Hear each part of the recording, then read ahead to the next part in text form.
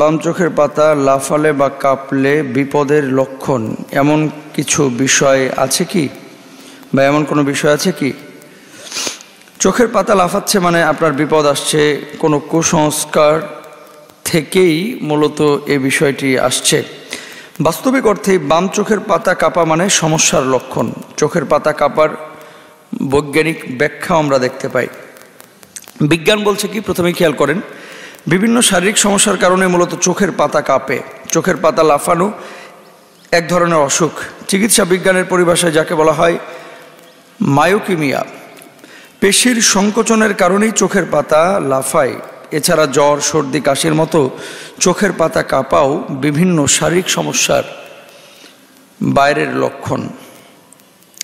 প্রিয় বন্ধুরা, এখানে অনেক সময় আমরা যখন ঘুমাই, ঘুম থেকে ওঠার পরে চোখ অনেকে ডলাডলি করে, তারপরে চোখটা একটু লাল হয়ে যায়, তারপরে ডান চোখ বাম চোখ একটু কাঁপে বা আমরা যেটাকে লাফাই বলে থাকি।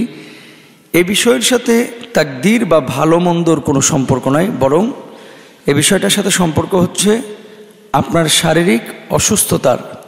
আবার অনেক সময় এমনিই কিন্তু নড়ে। তো যেহেতু এমনি নড়ে বা এমনিও কাঁপাকাঁপি করে অথবা অসুস্থতার কারণে কাঁপাকাঁপি করে, এই বিষয়টাকে নিয়ে অলৌকিকভাবে কোনো বিষয় তুলে ধরা অথবা এই বিষয়টাকে নিয়ে বেশি নাড়াচাড়া করা, এটা কিন্তু আমাদের উচিত না। যেমন ডাক্তাররা আরও কয়েকটি কারণ বলছেন যে সমস্ত কারণে এই যে ডান চোখ বাম চোখ লাফায়। এক নাম্বার হচ্ছে দৃষ্টির সমস্যা।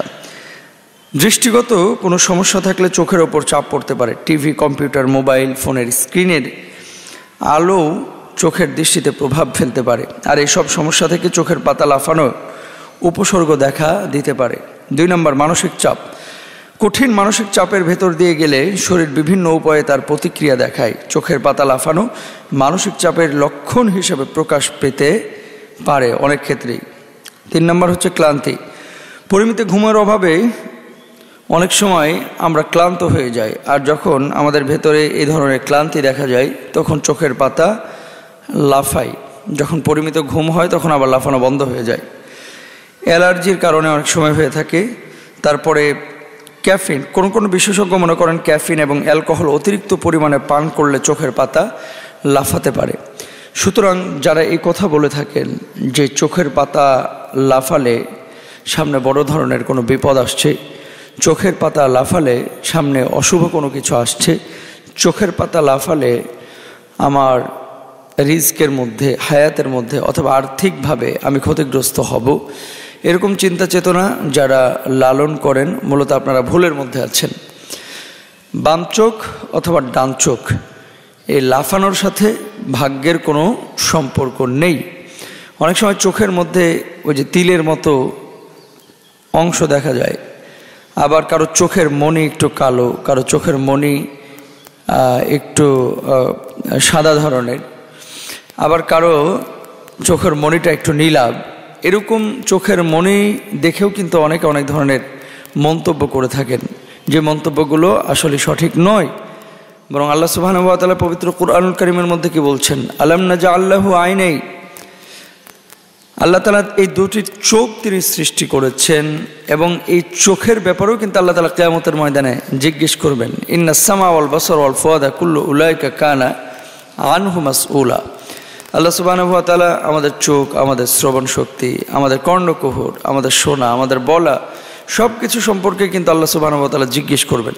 তো চোখ আল্লাহ তাআলা দিয়েছেন, চোখ লাফানোর সাথে আসলেই তাকদীরের বা ভাগ্যের কোনো সম্পর্ক নেই, এটাই হচ্ছে মূল কথা।